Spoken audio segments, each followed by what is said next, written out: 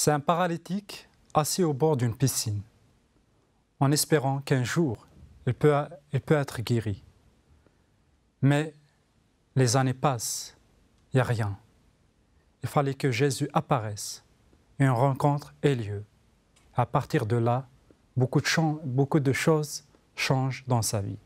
Restez avec nous pour une rencontre entre Jésus et un paralytique.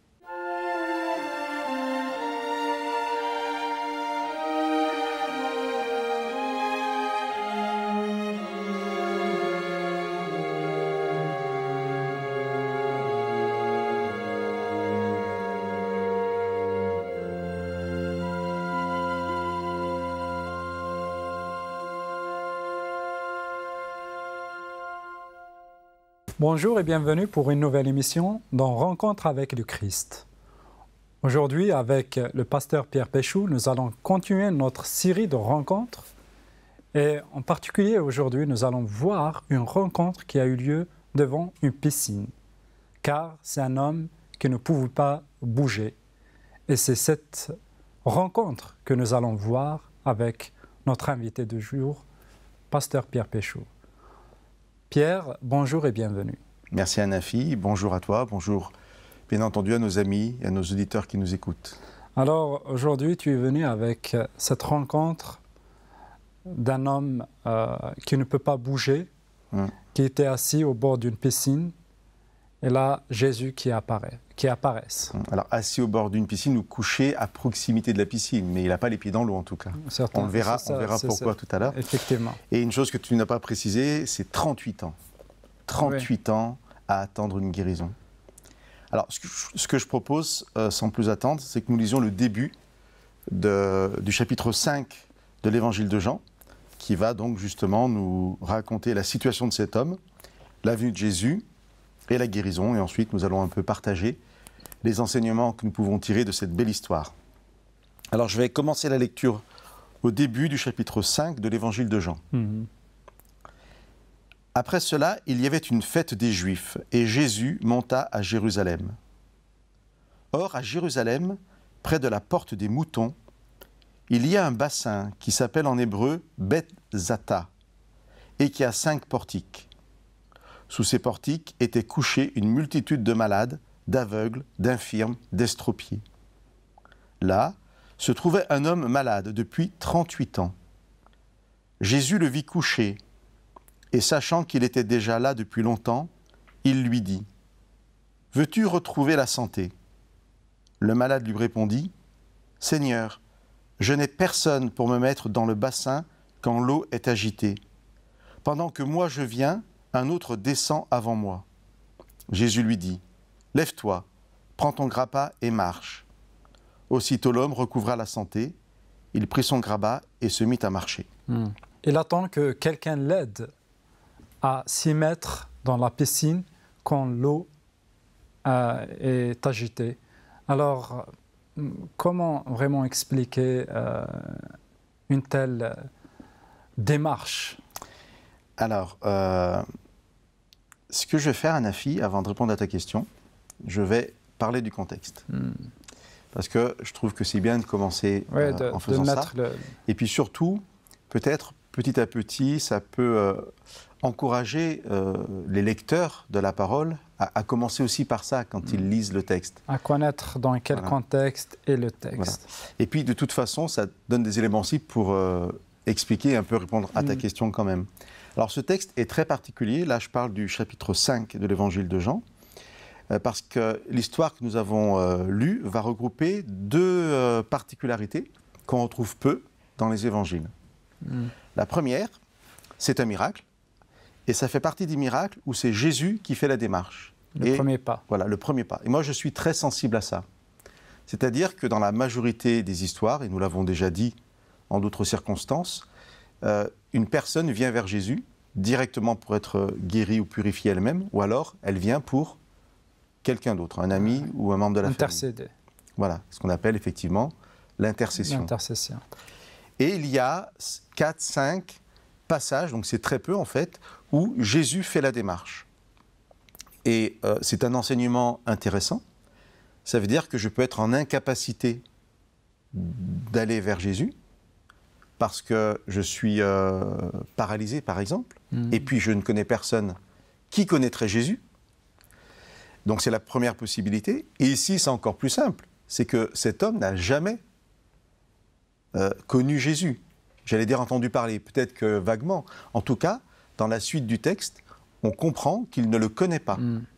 Et quand il l'appelle Seigneur, ce n'est pas parce qu'il l'a reconnu, c'est une expression commune à l'époque de politesse. De respect. Voilà, de respect. Donc en fait, plus tard, on va interroger cet homme guéri en lui demandant « Mais qui t'a fait ça ?» Il dira « Je ne sais pas. Voilà. Alors ça, c'est la première particularité, c'est Jésus fait la démarche. Mais c'est très important parce que on voit aussi ici combien Jésus a envie d'aider les personnes. À cœur. À cœur. Et à chaque fois, Nafi, nous voulons actualiser ces textes pour nous. Eh bien, il faut que ceux qui nous entendent, et que nous-mêmes peut-être, nous sachions que Jésus peut venir à nous pour nous apporter la guérison. Et quand je dis la guérison, j'ai envie de dire les guérisons. Deuxième particularité du texte, c'est que juste avant, au chapitre 4, nous savons que Jésus est en Galilée, plus précisément à Capharnaüm. Et donc, il est loin de Jérusalem. C'est pour ça que j'ai lu vraiment au chapitre 5, le début du verset. Après cela, donc après la guérison en Galilée, à Capharnaüm, Jésus monta à Jérusalem. Il fait des voyages à pied à Jérusalem. Bon, ça, il y a plein de fois, ça arrive dans les évangiles. Par contre, une fois que le chapitre 5 est fini, je lis le début du chapitre 6.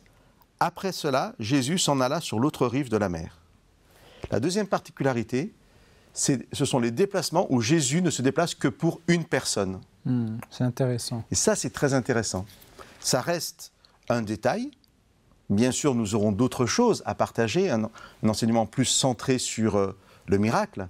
Mais quand même, c'est très intéressant de voir que Jean construit le texte en nous disant, voilà, Jésus est au nord d'Israël, il descend à Jérusalem. Qu'est-ce qui se passe à Jérusalem? Une guérison. Alors et ensuite, là, on peut il remonte. Là, on peut comprendre aussi le caractère de Jésus, c'est que c'est quelqu'un qui peut passer du temps, traverser toute une région juste pour une personne. C'est pas seulement pour des foules, pour enseigner des foules ou pour donner faire des miracles. Non, pour plusieurs personnes, pour une seule personne. Et alors je vais dans ton sens, mais je vais en rajouter un peu plus encore. C'est que quand j'ai dit tout à l'heure que Jésus peut faire la démarche, c'est la première particularité. Des gens peuvent dire oui, mais moi, je ne suis pas digne, je ne suis pas quelqu'un d'assez important.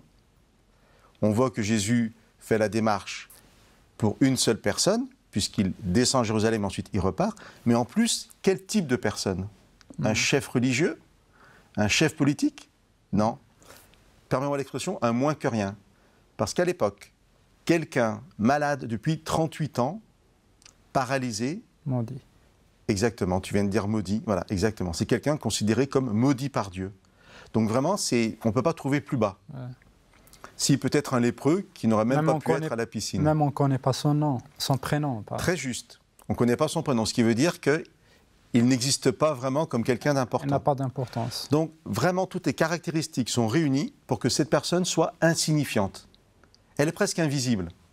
D'ailleurs, qu'est-ce qui se passe? Et là, je reviens à ta question du départ. Il se passe qu'on pensait que quand l'eau de la piscine s'agitait, le premier à descendre dans l'eau était guéri.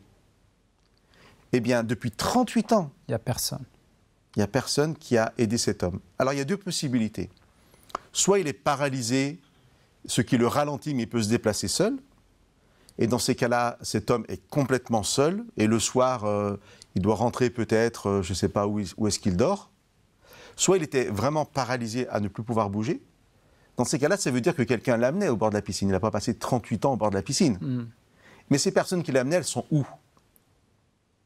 Quand l'eau bouge, pourquoi elle ne l'aide pas à rentrer en première? Enfin, on voit en tout cas que cet homme, il est complètement désespéré. Et peut-être il n'a pas de proches. En tout cas, pas d'amis, ça c'est sûr, hein, parce que le pauvre... C'est dur de voir d'autres personnes, peut-être qui sont venues même après lui. Il y a des gens qui les aident. Et là, ils retrouvent la guérison. Et lui, là, il regarde tout ça, tous ces gens-là qui viennent même après lui. Ils étaient, ils étaient guéris. Et lui, il reste toujours là. Parce qu'il n'y a personne pour l'aider. Maintenant, une petite précision. On essaie toujours, Anafi, de vraiment entendre ce que le texte dit. Et il y a un principe, c'est que ce qui n'est pas marqué dans le texte n'existe pas. Voilà. Mais on peut quand même faire des suppositions un peu logiques. C'est-à-dire que si vraiment, à chaque fois que l'eau bougeait, une personne était guérie de façon miraculeuse, l'exemple du paralytique, tout ça, il y aurait énormément plus de monde. Ça ferait la queue. Même des gens bien portants voudraient se jeter d'abord dans l'eau pour être encore mieux dans leur vie. Donc on est ici vraiment dans une situation un peu superstitieuse où en fait, la personne est trempée dans l'eau et après, elle pense qu'elle va être guérie. Pourquoi je dis ça? Parce qu'on est ici dans un schéma, tout est automatique. Rien ne fonctionne comme ça en fait. On n'est pas ici dans un miracle de Dieu. C'est une formule mathématique. 1 plus 1 égale 2. Ouais, c'est ça. Il y a l'eau à jeter, là, je vais me jeter. Moi, je prends l'image du distributeur de boissons, parce que j'aime bien cette image. Je mets une pièce, j'appuie sur un bouton, la bouteille tombe. Je vais avoir... Rien ne fonctionne comme ça dans la vie, à part les distributeurs. Ouais. Mais autrement, Dieu ne fonctionne pas comme ça, et les êtres humains ne fonctionnent pas comme ça. C'est plus compliqué, et c'est surtout... Il n'y a pas de foi dans ces cas-là. Il n'y a pas un acte de foi. Et c'est très injuste, presque. Parce que, pourquoi lui, ce n'est pas accessible à tout le monde. La preuve, cet homme, ça fait 38 ans. Or, la justice de Jésus, c'est que celui qui vient à lui, ou celui qui le rencontre, peut être guéri. Ok, merci beaucoup Pierre pour cette première partie où tu nous as donné un peu, expliqué le contexte de ce texte. Alors, vous allez nous attendre pour une deuxième partie pour voir comment Jésus arrive et comment il aide ce paralytique à retrouver sa santé. Restez avec nous pour la deuxième partie.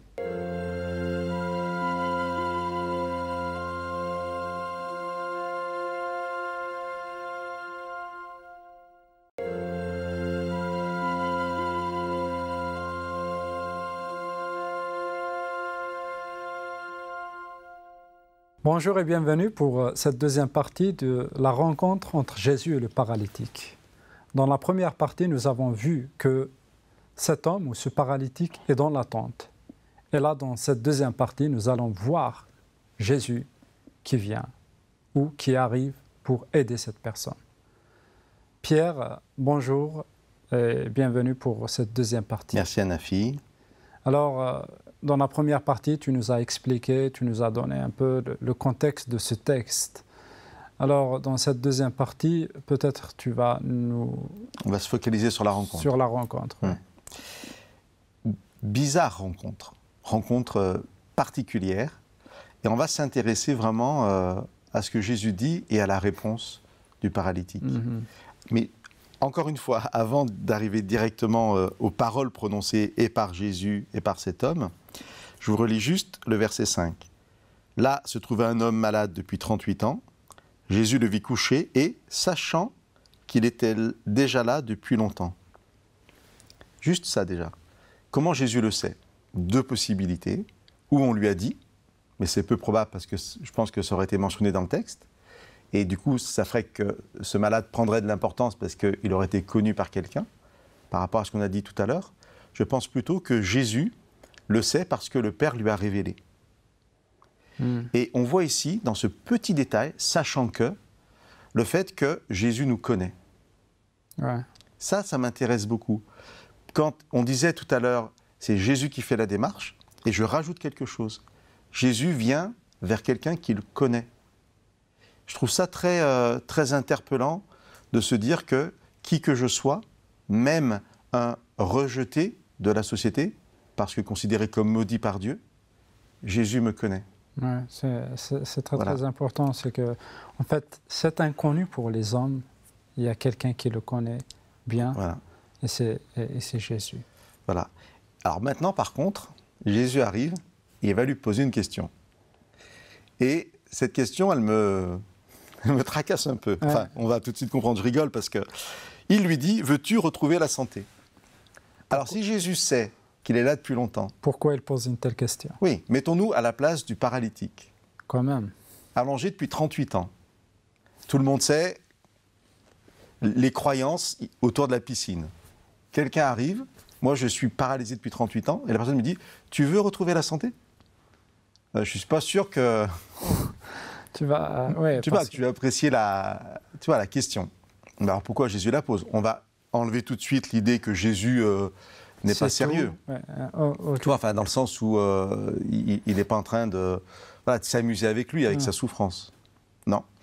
Il est peut-être en train, par contre, de le responsabiliser, d'amener vraiment la personne à signifier ce qu'elle veut. Qu'est-ce que tu veux?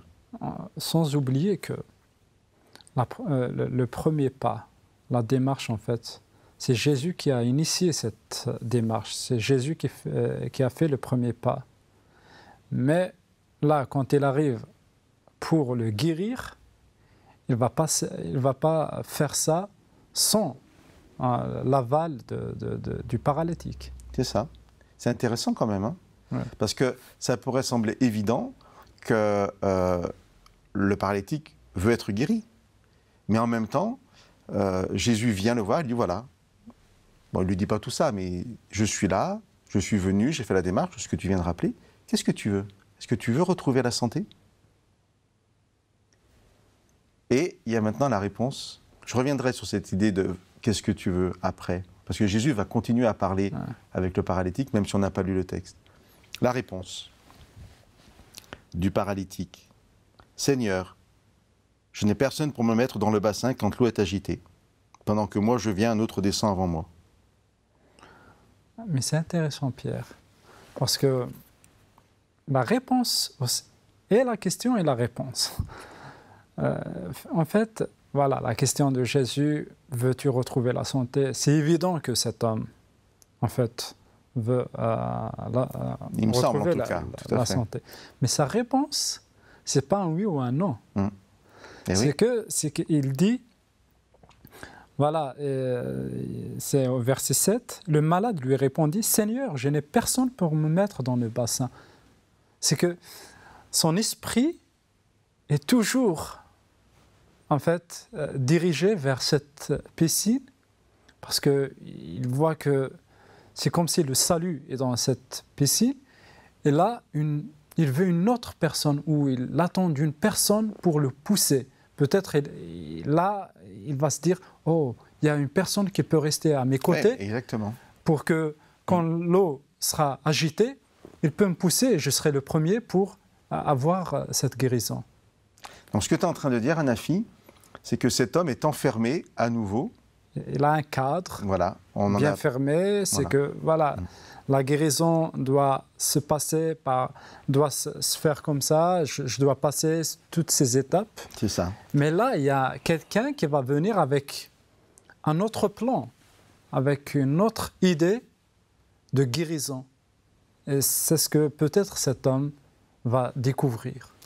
Alors, on est donc enfermé dans un cadre, c'est-à-dire le fait d'être enfermé, c'est par définition que je ne peux pas sortir de.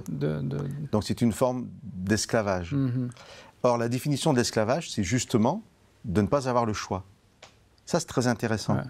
On ne peut pas jeter la pierre à cet homme en disant... Oui. Voilà. Non, c'est que c'est comme ça et pas autrement. Du coup, si je ne sais pas qu'il peut y avoir autre chose, je ne peux même pas y penser puisque je ne sais pas que ça existe. C'est ça l'enfermement, Oui, en fait. c'est ça. Et donc, je crois que tu as raison quand tu dis que cet homme qu'il ne connaît pas, pour lui, ça va être celui qui peut-être pourra me mettre dans l'eau. Me pousser. Me pousser. Tout à l'heure, je parlais dans la première partie de la foi, en disant c'est injuste s'il y a quelque chose d'automatique, mais du coup, c'est les plus forts ou les moins malades qui peuvent. Ce texte, il va nous apprendre, nous révéler la possibilité que nous avons d'accueillir Jésus. Parce que si Jésus fait la démarche, nous savons aussi que Jésus ne refuse jamais un appel quand les personnes viennent vers lui. Et c'est donc de dire, la justice, elle est là. Elle est dans le fait que je suis malade, je t'invite, Seigneur, à venir dans ma vie pour me guérir, pour sortir de mon cadre. Et nous savons que Jésus ne refuse jamais. C'est ça. Mais aussi la foi, c'est parfois, il y a une lâche-prise. C'est un lâcher-prise. Oui, un lâcher-prise, c'est que d'oublier tous mes plans, ce que j'espérais autant d'années, durant des années et des années. Et là, Jésus qui arrive, il vient avec un autre plan, un plan B, si on peut dire. Il va me dire, mets ça de côté et laisse-moi. C'est moi qui peut, en fait, tenir tout en main. Donc, pour aller dans ton sens, le plan B, comme tu l'as appelé, il arrive tout de suite après. Ouais. C'est-à-dire, l'homme a fini de raconter cette histoire d'eau agitée. Verset 8, Jésus lui dit, lève-toi, prends ton grabat et marche. Ouais. Et là, on est dans la puissance de la parole. Intéressant de le rappeler. La puissance de la parole, Jésus, il aurait pu dire ça tout de suite. Il a d'abord demandé, est-ce que tu veux retrouver la santé? Cet homme a pu exprimer son enfermement. Et là, Jésus, tout de suite, il bannit, il balaie ça. Ouais. Et il dit, lève-toi, prends ton grabat et marche. Aussitôt, un mot qu'on retrouve régulièrement dans les scènes de miracles, il n'y a pas de temps, il n'y a pas besoin de temps. Aussitôt, c'est instantané. Dès que la parole de Dieu est prononcée, elle agit. Ça, c'est une réalité qu'il est intéressant de garder à l'esprit. Dès que la parole de Dieu est prononcée, elle agit.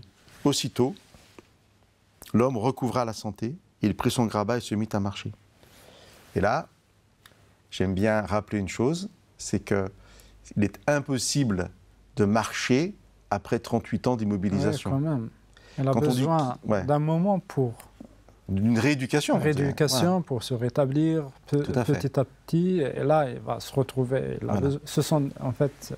Donc, quand on dit retrouver la santé, c'est pas comme on l'entend nous. C'est-à-dire, j'ai les jambes qui sont cassées. Je vais à l'hôpital. Je reste 3 mois immobilisé. Parce que c'est très grave, il y a plusieurs fractures. Je retrouve la santé, mes jambes sont réparées. Mais je vais réapprendre à marcher. Au bout de 3 mois, j'ai plus de muscles. Là, on n'est pas du tout là-dedans. La parole de Dieu est la parole créatrice. Ici, on est dans un acte de recréation. C'est comme si cet homme n'avait jamais été malade. Retrouver la santé avec Dieu, c'est une nouvelle naissance, une nouvelle création. Cet homme, après 38 ans d'immobilisation, il prend son lit, son grabat et se mit à marcher. Est-ce qu'il y a vraiment la foi de cet homme? Toi, les textes sont tellement riches qu'on pourrait vraiment passer du temps à réfléchir. Il ne connaît pas Jésus. Il ne sait pas ce que Jésus va faire. Il ne demande rien. Il est enfermé dans son cadre. Jésus le laisse exprimer ça, mais ensuite, cette parole de Dieu prononcée, lève-toi, prends ton grabat. Peut-être il y a ici un acte de foi, le fait que quand il avait entendu cette parole, lève-toi, il a essayé, il a fait quand même quelque chose, même c'est minime par rapport à ce que Jésus avait fait dans tout ce miracle. Quand même, il a fait sa petite part qui lui revenait. Mais c'est très important ce que tu dis. C'est une petite part, mais c'est-à-dire que la parole est prononcée et ensuite, il agit en fonction de cette parole. Comme si, parce que la parole avait été prononcée, c'était devenu une réalité. Alors ça fait 38 ans. J'insiste, mais c'est pas rien 38 ans. Ouais. Ça fait 38 ans qu'il n'a pas marché. Et cet homme, au moins, peut-être il a 50 ans, ou quelque chose comme ça. C'est entre 45 et 50. Et là, c'est que il réfléchit, c'est quelqu'un qui est vraiment là dans toute sa raison et tout. Et il voit pas mal de choses dans sa vie et il obéit à une parole comme ça qui lui demande de se lever. Jésus va le revoir plus tard Et il va lui dire quelque chose de très particulier, mais j'avais vraiment envie aussi de vous le partager. Jésus va lui dire, tu as retrouvé la santé, ne pêche plus. Et ça, c'est Jésus qui le dit. Et juste cette petite indication peut nous laisser penser que peut-être aussi cet homme était malade à cause d'erreurs qu'il avait commises. Ce n'est pas automatique, mais c'est possible. C'est peut-être pour ça aussi qu'il avait de la difficulté à sortir de cet enfermement. En tout cas, je voudrais vraiment que chacun d'entre nous, nous puissions accueillir Jésus, accueillir sa parole, en sachant que même si ça fait des dizaines d'années qu'on est enfermé, prisonnier, esclave de la maladie, esclave de n'importe quel enfermement, la parole de Jésus est puissante et recréatrice de nos vies. Merci beaucoup, Pierre. Peut-être dans ta vie, tu es paralysé avec pas mal de choses qui t'entourent. Tu ne peux pas faire ce que tu veux ou tu dépends des autres. Quand Jésus vient, il va venir avec un plan parfait, un plan qui va t'aider pour se mettre debout. Je vous remercie d'être avec nous et à très très bientôt.